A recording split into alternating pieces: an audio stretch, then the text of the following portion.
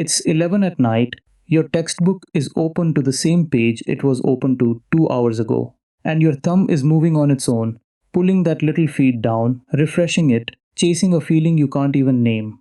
You're not lazy. You actually want the grade. You want the future that grade buys. But your hand keeps reaching for the bright thing instead of the boring thing. And somewhere underneath the guilt, a quiet voice is asking, what is wrong with me? Why can't I just sit down and want this? Here is the thing that flipped the whole problem upside down for me. Not a productivity tip, a realization about what is actually running you. Nothing is wrong with you. Your brain is doing what it often does under these conditions. It is chasing a signal.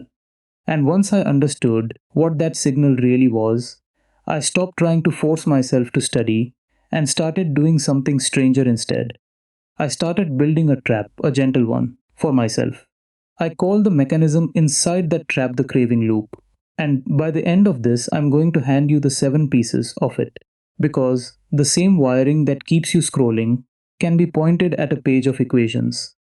But first, I have to tell you about the night I realized I had been blaming the wrong thing the whole time, and the small embarrassing experiment that proved it. So picture me, months ago, furious at my own lack of discipline. I'd read all the advice, remove distractions, use willpower, just do it. And every piece of that advice quietly assumed the same thing, that I was weak, and the phone was strong. But one evening, I noticed something odd. I didn't actually enjoy the scrolling. When I really paid attention, the feeling wasn't pleasure. It was a kind of itch, a reaching, a wanting that never quite arrived. And that was the clue. Because the chemical most people blame for all of this, dopamine, was never purely the chemistry of pleasure, though the picture in human brains is genuinely complicated. As best the research suggests, it's more the chemistry of wanting, of anticipation, of the lean forward moment right before a reward might land. Notice I said might. That word is the whole game. This doesn't mean dopamine is only about wanting, but it plays a key role in learning what to pursue. Here is the part that rearranged my brain. The strongest pull doesn't come from a reward. It comes from an unpredictable reward. When you tap that feed, sometimes there's something great, and usually there's nothing.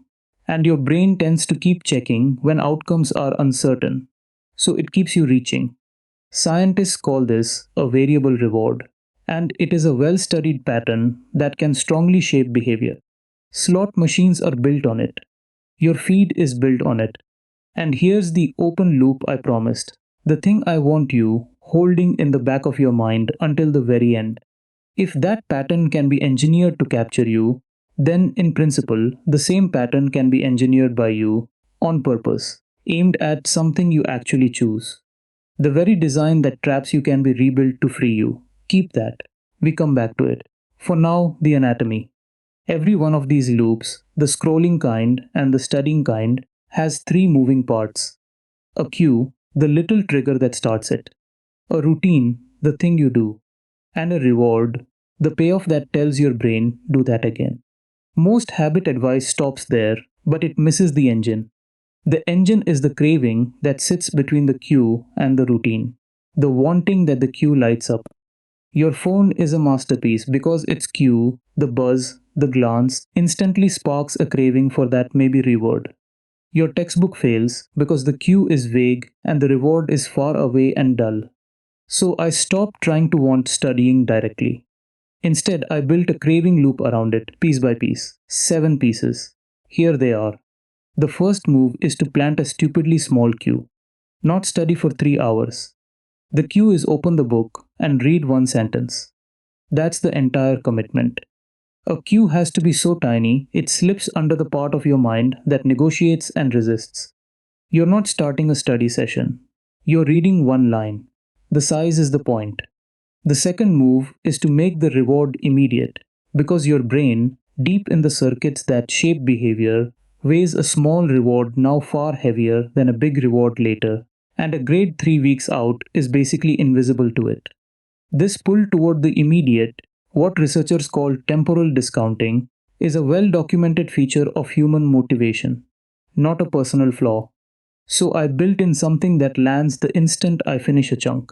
A checkmark on a page I can see. A single square colored in. Crossing a line off. It sounds childish. It works precisely because it's childish. The part of your brain that runs cravings doesn't read calendars. It wants the payoff now. The third move, and this is the one that in my own experience finally made the habit stick, is to add a pinch of uncertainty to that reward. Not addiction, just unpredictability. This is the variable reward trick aimed back at yourself. I keep a small list of real rewards, and after a solid block, I let a roll of the dice or a random draw decide which one I get, or sometimes whether I get one at all. A song, a short walk outside, 5 quiet minutes doing nothing. Because the reward isn't guaranteed, the wanting stays switched on.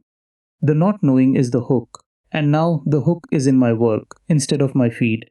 One honest caveat: turning a variable reward on yourself like this is a practical trick, not a rigorously tested protocol, so treat it as something to experiment with rather than a guarantee. The fourth move is to make the progress visible, because people often stay engaged when progress is visible. I track a chain of days.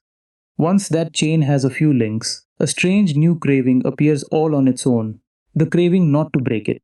The streak itself becomes the reward. You start studying to protect the thing you've built.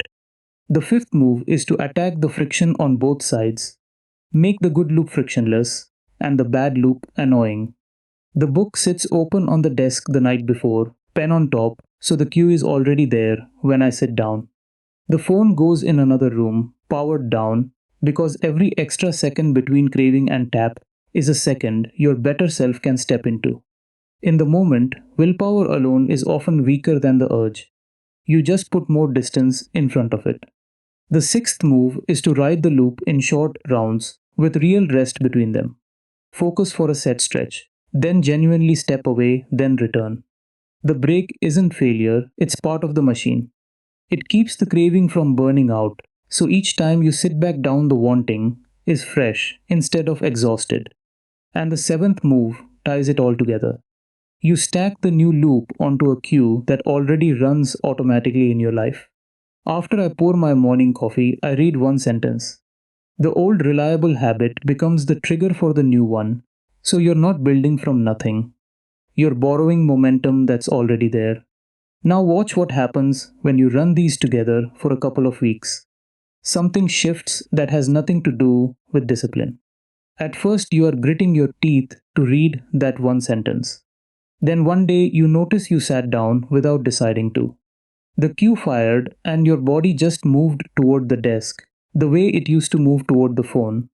That reaching feeling, that itch, the exact thing that used to drag you into the feed, now points at the work.